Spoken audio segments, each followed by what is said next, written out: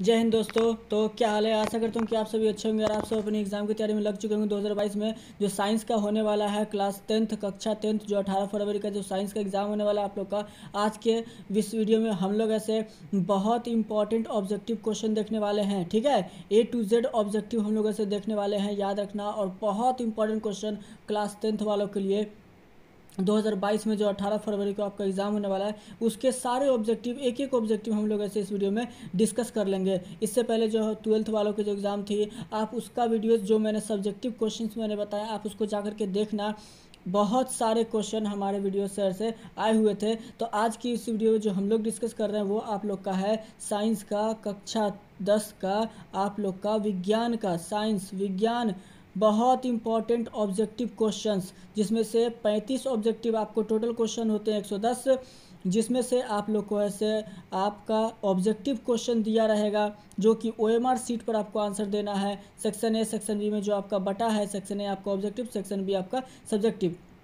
OMR seat पर जो आपको आंसर देना है उसमें से आपको ऐसे 80 क्वेश्चंस होंगे, जिसमें से 70 क्वेश्चन, जिसमें से आपको ऐसे 40 के ऐसे आंसर देने होंगे। ठीक है, ऐसे तो 80 क्वेश्चन है। मैं मेरे दिमाग में 12 का चला था इसलिए मैंने बोल दिया, तो इसके लिए मैं माफ़ी चाहूँगा। 80 क्वेश्चन में से आपको 40 के आंसर देने हैं। तो चलिए हम लोग वीडियो को स्टार्ट करते हैं। बहुत ज़्यादा लेक्चर बाजी हो गई, अब इससे सीधा क्वेश्चन को देखते हैं। बहुत ऋणात्मक इंपॉर्टेंट जो है क्वेश्चन है, पूरा देखना। ऋणात्मक लिया जाता है। किसमें ऋणात्मक होता है? समतल दर्पण में, अवतल दर्पण या उत्तल दर्पण, इनमें से भी। तो बात हो रही जो किसी दर्पण का जो ऋणात्मक जो होता है वो किसका होता है? तो ऋणात्मक बोलोगे सर जी अवतल दर्पण का होगा। बिल्कुल करेक्ट आंसर होगा ऑप्शन क्या होगा? ऑप्शन बी इसका करेक्ट आंसर है। Concave mirror is the right answer for this question होगा। तो कनकेव जो मिरर यानी जो अवतल दर्पण होते हैं इसकी क्या होती है? फोकस दूरी ऋणात्मक होती है। और उत्तल दर्पण का क्या होती है? तो उत्तल दर्पण की जो फोकस दूरी होती है क्या होती है? धनात्मक होती है। अच्छी तरह से याद रखना, एग्जाम में आपके 18 फरवरी में यहां से सीधे क्वेश्चन पूछा जाएगा, तो सभी बच्चे ध्यान से। ओके, चलो नेक्स्ट क्वेश्चन है दूसरा में क्वेश्चन डायरेक्टली एग्जाम में क्वेश्चन पूछा जाएगा। प्रश्न पूछा जा रहा है क्या?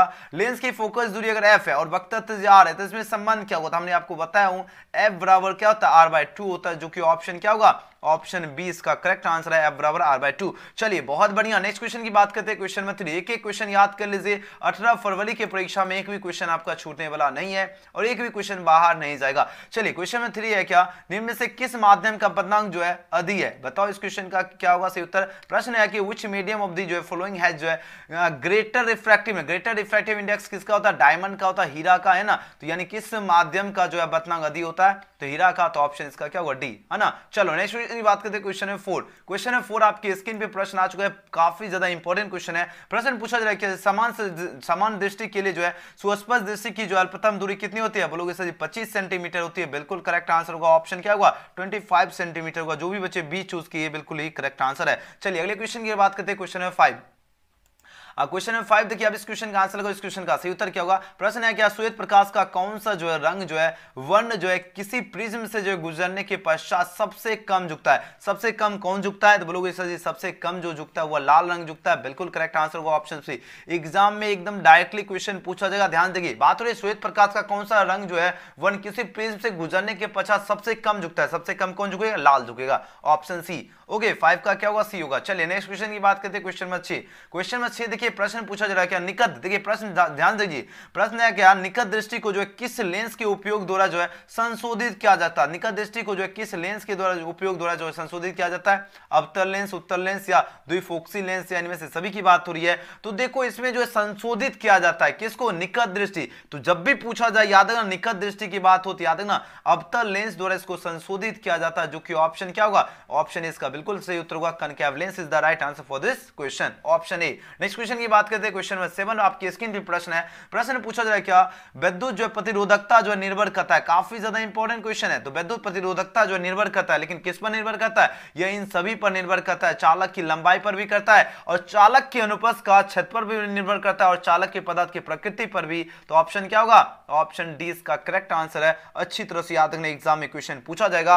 यानी विद्युत प्रतिरोधकता निर्भर करता है किस पर? इन सभी पर, ऑप्शन डी। एक एक क्वेश्चन आप लोग एकदम ध्यान से याद कर लीजिए और लास्ट में कमेंट में पूछे आप लोग जरूर करना कि आप लोग कितना करेक्ट करे हो। देखिए क्वेश्चन 8 पूछा है, विद्युत शक्ति का ऐसे मात्रक, काफी ज्यादा इंपॉर्टेंट क्वेश्चन है। तो देखो विद्युत शक्ति जो होती है ना, इसका ऐसा ही मात्रक क्या होगा, इसका ऐसा ही मात्रक वाट होता है। एग्जाम में आपके 18 फरवरी की परीक्षा में पूछा जाएगा, याद रखना विद्युत शक्ति का ऐसा ही मात्रक क्या होता है, याद रखना वाट, ऑप्शन ए। नेक्स्ट क्वेश्चन की बात करते हैं, क्वेश्चन नंबर 9। क्वेश्चन नंबर 9 पूछा जा रहा है प्रश्न, काफी ज्यादा खास क्वेश्चन आ गया। बात हो रही क्या, एक यूनिट जो विद्युत ऊर्जा का मान कितना, एक यूनिट की बात हो ना, एक यूनिट जो है ना विद्युत ऊर्जा जो इसका मान पूछा जाए कितना होता है, तो इसका मान होता है आपका 3.6 इंटू 10⁻6 जूल होती है, जो कि ऑप्शन यहाँ पर क्या होगा, डी इसका करेक्ट आंसर है। अच्छी तरह से याद रखना कितना होगा, यानी एक यूनिट जो विद्युत ऊर्जा का मान होता है कितना होता है, 3.6 इंटू 10⁻6 जूल होती है, ऑप्शन डी। बहुत बढ़िया, लाजवाब आंसर लगाते चलिए, एग्जाम में जब तक तोड़ेंगे नहीं तब तक छोड़ेंगे नहीं। चलिए अगला क्वेश्चन है 10वां क्वेश्चन, निम्न से कौन सा कथन जो है सत्य नहीं है, बताओ सत्य नहीं की बात है यानी असत्य है,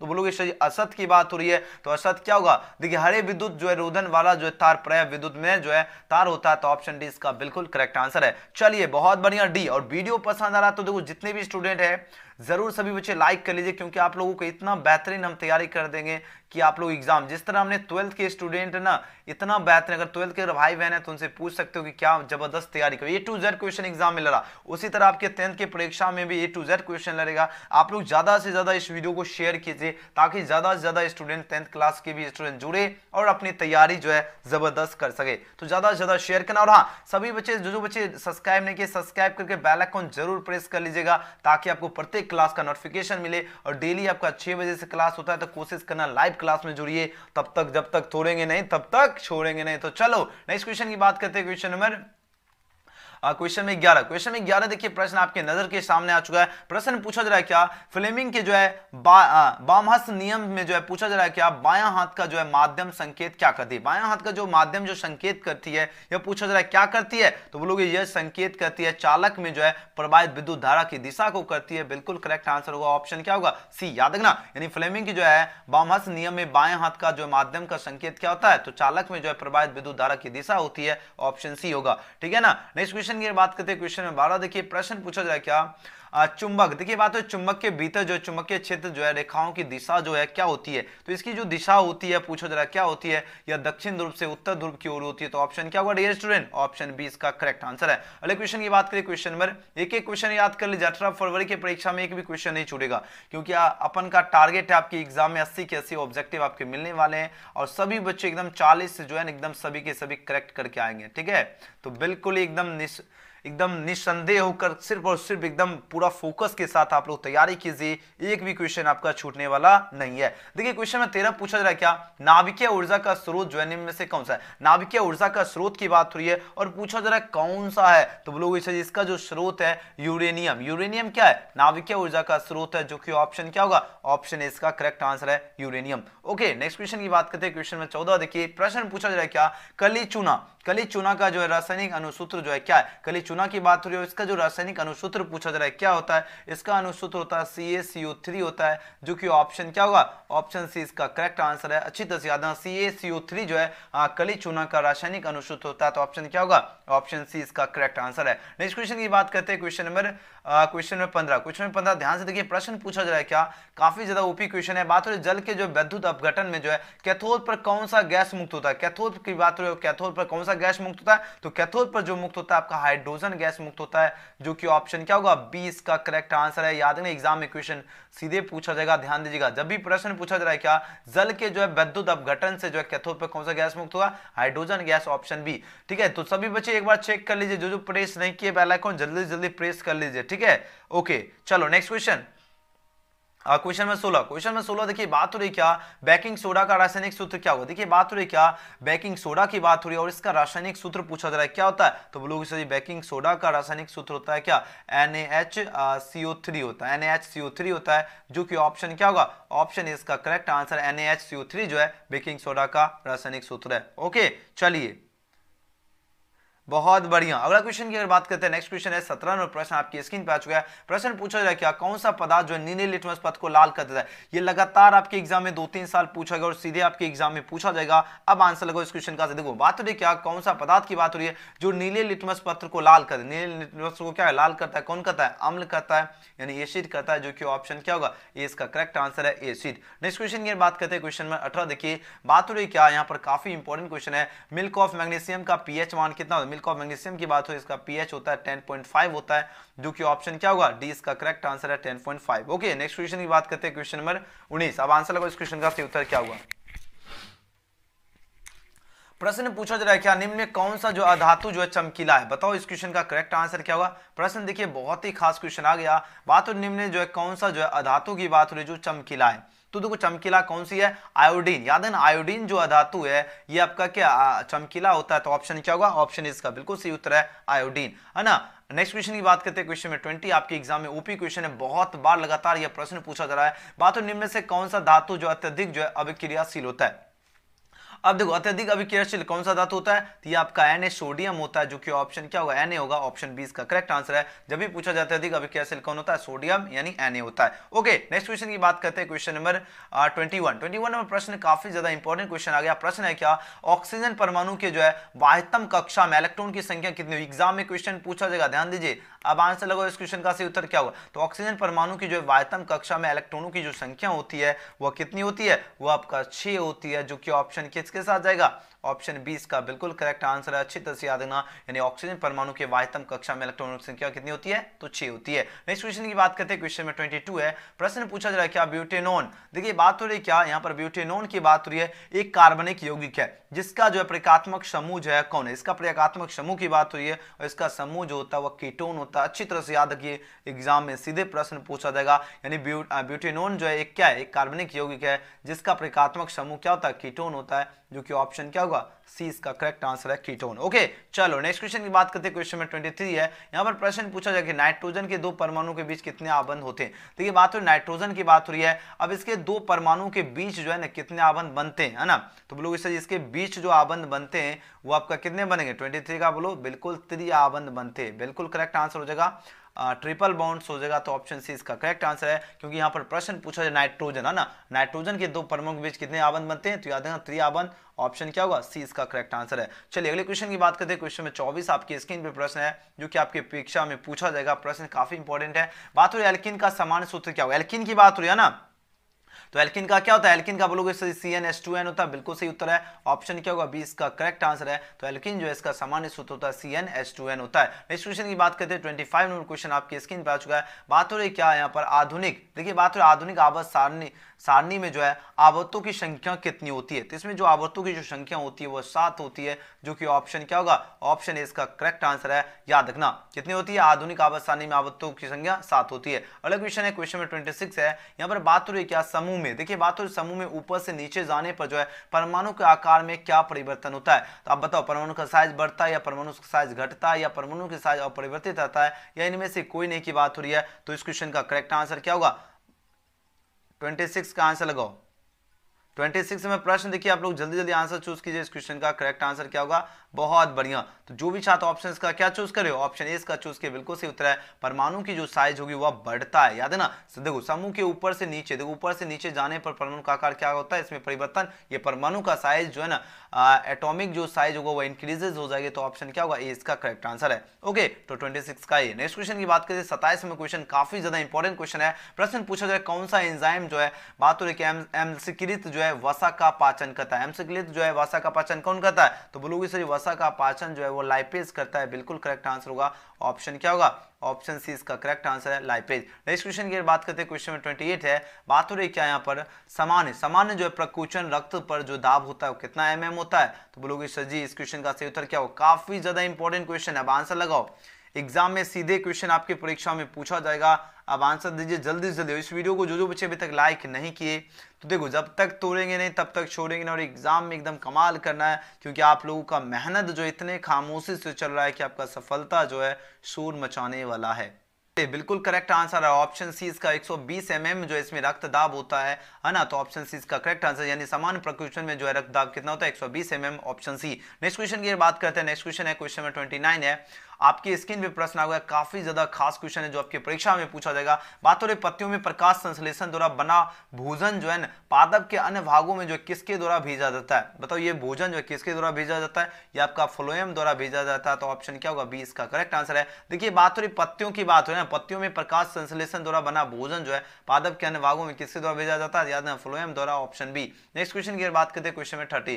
क्वेश्चन में 30 आपकी स्क्रीन में प्रश्न आ चुका है। प्रश्न है क्या? उस पौधा का नाम बताएं। क्या प्रश्न है? उस पौधा का नाम बताएं जो कलम द्वारा कायिक प्रवर्धन को जो प्रदर्शित करता है। तो कलम यानी प्लांट की बात हो रही है ना, ये वो लिखने वाला कलम नहीं, वो कलम नहीं होता है, पौधा वाला कलम, उसकी बात हो रही है। अब इसके द्वारा कायिक प्रवर्धन को जो प्रदर्शित करता है, लेकिन कौन करता है प्रदर्शित? बोलोगे सर जी गुलाब करता है, यानी रोज करेगा। बिल्कुल करेक्ट आंसर ऑप्शन क्या होगा? ऑप्शन बी इसका बिल्कुल सही उत्तर है। याद रखना उस पौधा का नाम बताए जो कलम द्वारा कायिक प्रवर्धन प्रदर्शित करता है, कौन करता है? गुलाब। याद रखना option B. Okay next question की बात करते हैं। 31 नंबर क्वेश्चन आ गया। अब यहां पर देखिए काफी ज्यादा इंपॉर्टेंट क्वेश्चन है आपके 18 फरवरी की परीक्षा के लिए। यहां पर प्रश्न पूछा जा रहा है क्या? कालाजार जो है बीमारी किस रोग जनक के जो है कारण होता है? बताओ कौन से रोग जनक के कारण होता है? यह आपका जो है लेशमेनिया के कारण होता है ना। तो ऑप्शन क्या होगा? ऑप्शन बी इसका बिल्कुल सही उत्तर है, लेशमेनिया, है ना। नेक्स्ट क्वेश्चन की बात करते हैं। क्वेश्चन में 32 है। यहां पर बात हो रही है क्या? निम्न में से कौन सा जो है द्विलिंगी पुष्प है? द्विलिंगी पुष्प काफी ज्यादा इंपॉर्टेंट क्वेश्चन है, ध्यान दीजिएगा। देखो द्विलिंगी पुष्प पूछा जा रहा है, कौन है? बोलोगे सर जी द्विलिंगी पुष्प जो है गुलाब पुष्प क्या है ना, रोज फ्लावर क्या है, ये आपका द्विलिंगी पुष्प है। तो ऑप्शन किसके साथ जाओगे? ऑप्शन ए इसका करेक्ट आंसर है। द्विलिंगी पुष्प जैसे ही पूछा जाए तो याद रखना क्या होगा? गुलाब पुष्प होगा। अगला क्वेश्चन की बात करते हैं। क्वेश्चन में 33, ये देखिए एक एक क्वेश्चन याद कीजिए। आपके 18 फरवरी के एग्जाम में आपको हम गारंटी देते हैं एक भी क्वेश्चन नहीं छूटेगा, क्योंकि आप सभी को हम इतना मेहनत करवा देंगे कि आपके परीक्षा में एक भी क्वेश्चन बाहर नहीं जाने वाला है। लेकिन सभी छात्र एक एक क्वेश्चन को एकदम ध्यान से देखिए और एक एक क्वेश्चन याद कर लीजिए, एग्जाम में बाहर नहीं जाएगा। देखिए बात हो रही क्या? मानव में जो है घ्राणग्राही जो स्थिति जो है स्थित है, घ्राणग्राही स्थित होता है, लेकिन कहाँ स्थित होता है? बोलोगे सर घ्राणग्राही स्थित जो होता है यह किसमें होता है? आंखों में तो होता है, नाकों में भी होता है, कानों में भी होता है। तो ऑप्शन किसके साथ जाओगे? ऑप्शन डी इसका बिल्कुल सही उत्तर होगा, ऑल ऑफ दिस होगा, यानी डी इसका राइट आंसर है। ओके नेक्स्ट क्वेश्चन की बात करते हैं। क्वेश्चन में 34 देखिए आपकी स्क्रीन पे प्रश्न आ चुका है। बात हो रही है हमारे शरीर की जो है सभी इच्छिक क्रियाओं जो है नियंत्रित करती है। एग्जाम में क्वेश्चन सीधे पूछा जाएगा, बताओ इस क्वेश्चन का सही उत्तर क्या होगा? हमारे शरीर की जो सभी इच्छिक क्रियाएं जो है नियंत्रित होती है, किसके द्वारा यह नियंत्रित होती है? यह जो नियंत्रित होती है मस्तिष्क से नियंत्रित होती है। जी हाँ, ऑप्शन क्या होगा? ऑप्शन ए इसका करेक्ट आंसर है। हमारे शरीर की जो सभी इच्छिक क्रियाएं जो है नियंत्रित होती है, किसके द्वारा? मस्तिष्क से होती है। तो ऑप्शन ए इसका करेक्ट आंसर है। अगले क्वेश्चन की बात करते हैं। क्वेश्चन में 35 आ चुका है। प्रश्न पूछा जा रहा है क्या? जंतुओं में वृद्धि हार्मोन जो है स्रावित होता है। अब किसके द्वारा स्रावित होता है? आपके पास 4 ऑप्शन यहां पर दिया गया। अब आंसर लगाओ इस क्वेश्चन का सही उत्तर क्या होगा? बोलोगे सर जी क्या जबरदस्त क्वेश्चन है जो एग्जाम में पूछा जाएगा। जी हां, ये क्वेश्चन लगातार आपकी परीक्षा में पूछा जा रहा है। हम वही क्वेश्चन करवा रहा हूं जो आपके एग्जाम में पूछा जाएगा। तो ओके चलो लगभग सभी बच्चे का बिल्कुल करेक्ट और सही और सटीक आंसर आ रहा है, बिल्कुल सही उत्तर आ रहा है, बहुत बढ़िया। देखिए जंतुओं में जो वृद्धि हार्मोन जो स्रावित होती है आपका पीयूष ग्रंथि से होती है ना, पिट्यूटरी ग्लैंड हो जाएगा। तो ऑप्शन क्या होगा? ये इसका करेक्ट आंसर है, बहुत बढ़िया। अगला क्वेश्चन की बात करें 36 में प्रश्न है क्या? यहाँ पर बात हो रही आनुवंशिकता का सिद्धांत किसने जो है प्रतिपादित किया? बहुत मोस्ट वीवीआई क्वेश्चन है ना, याद रखना आपका एग्जाम का सीजन आ गया ना, समझिए एग्जाम आपका इंतजार कर रही है ना। 17 फरवरी से परीक्षा शुरू होने वाली है और ये आपको साइंस का 18 फरवरी, क्योंकि आपके पास समय बिल्कुल भी नहीं है। अब आंसर लगाओ।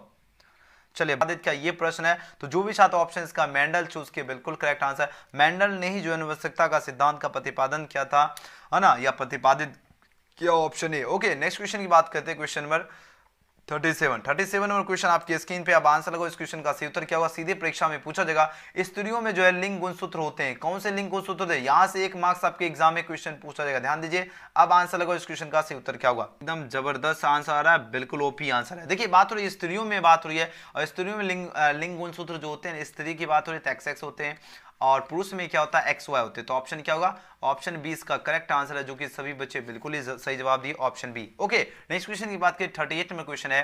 यहां पर प्रश्न पूछा जा रहा है क्या? निम्न में से कौन जो है जैव निम्नीकरणीय कचरा? जैव निम्नीकरणीय कचरा की बात हो रही है और पूछा जा रहा है कौन है। तो जैव निम्नीकरणीय कचरा प्लास्टिक तो नहीं है ना, ये लेकिन टिश्यू पेपर है, टिश्यू पेपर है, बिल्कुल मिल गया आंसर। ऑप्शन क्या होगा? डी इसका करेक्ट आंसर है। देखो प्रश्न पूछा जा रहा है क्या? प्रश्न काफी ज्यादा खास क्वेश्चन है। प्रश्न यहाँ पर पूछा जा रहा है क्या? निम्न में से कौन जैव निम्नीकरणीय कचरा है? जैव निम्नीकरणीय कचरा जो है ये टिश्यू पेपर है। टिश्यू पेपर क्या है? जैव निम्नीकरणीय कचरा है। तो ऑप्शन किसके साथ जाओगे? ऑप्शन डी इसका करेक्ट आंसर है। नेक्स्ट क्वेश्चन की बात करें, क्वेश्चन 39 आ गया, जो आपके एग्जाम में सीधे प्रश्न पूछा जाएगा।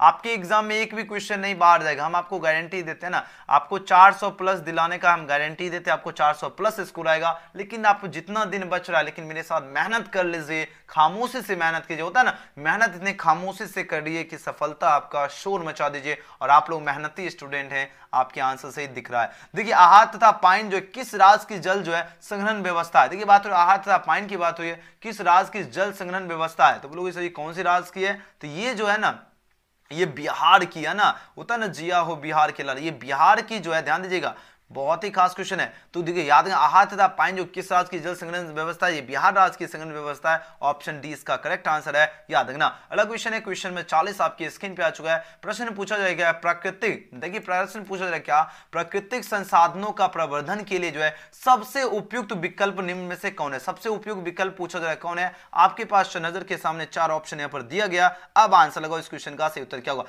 ये क्वेश्चन सीधे आपके परीक्षा में पूछा जाएगा।